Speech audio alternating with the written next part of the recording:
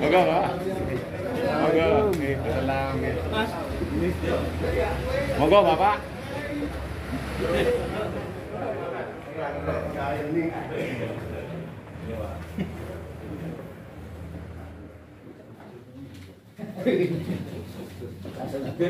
Ditunda.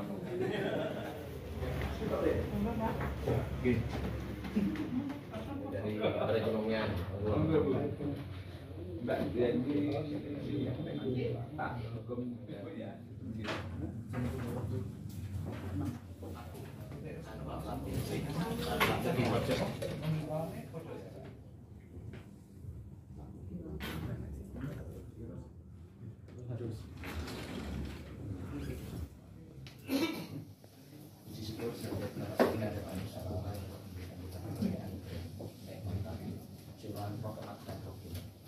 Dan yang tidak mau pemberian adalah yang menutup aib itu kepercayaan dari KPM untuk menjalankan masalah kerja terkait dengan upaya kita untuk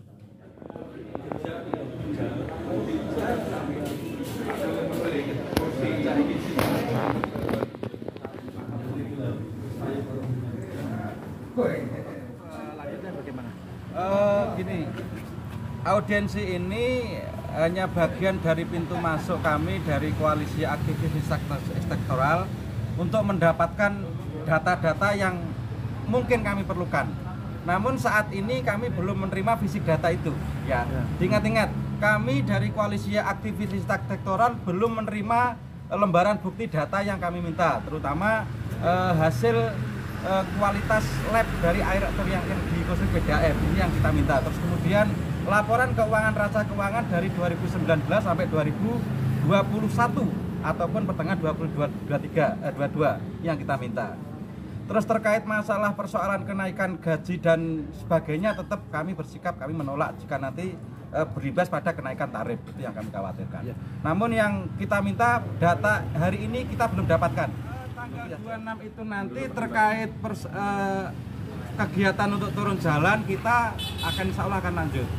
Karena sampai sekarang, sampai hari ini kita berstatement, kita belum menerima data yang kita minta. Ya. Kita belum menerima itu. Kita hanya disuguhi oleh serangkaian narasi, kemudian ditampilkan saat kita belum menerima data. Secara khusus terkait PDAM tadi sudah dijelaskan oleh Gus Anam.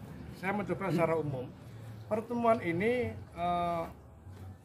kita jadikan sebagai pintu masuk untuk bagaimana membuka undang-undang yang membuat masyarakat Magetan itu cerdas. Ada undang-undang yang namanya transparansi informasi publik. Ternyata hampir di semua dinas di Kabupaten Magetan tidak ada. Artinya apa? Upaya untuk mencerdaskan masyarakat masih belum bergeser dari transparan. Belum kita katakan transparan. Karena apa? Bukti real tadi yang diunggah terakhir tahun 2019. Di Magetan itu kan banyak ketidakjelasan. Karena memang tidak pernah ada sosialisasi. Nah, ketidakjelasan ini kalau kita biarkan terus-menerus akan menjadi tidak jelas. Jadi ini pembiaran, nggak boleh. Pak Bupati harus tegas ini mengenai transparansi informasi publik. Dia kan orang Kominfo. Ya. Yang dapat 2 rapor.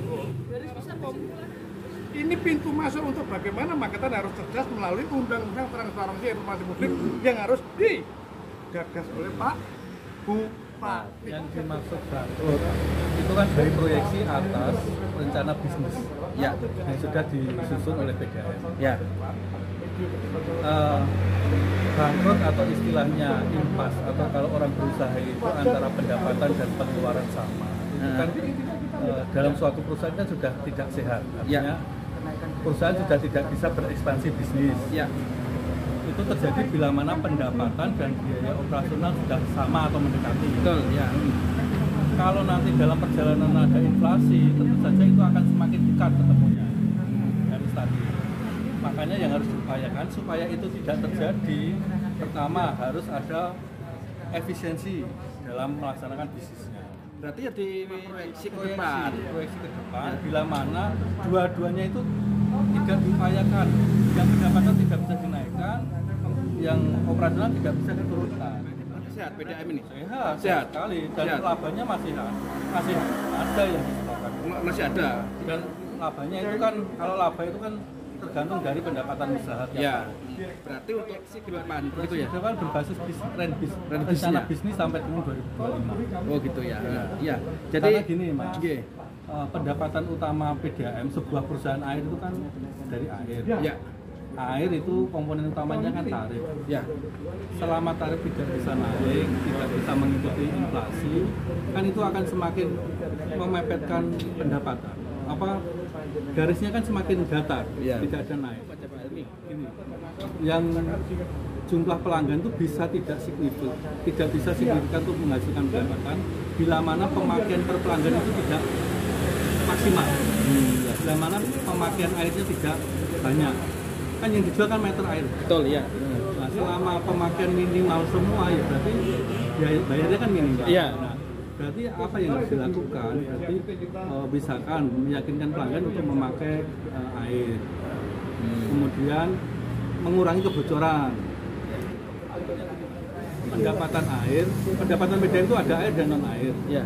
Selama pendapatan airnya itu Baik. baik, konsumsinya bagus, yang terjual banyak, berarti pendapatannya naik. Ya. Tapi akan digerogoti bila mana ada Kebocoran. Ya. Nah, ini yang kita upayakan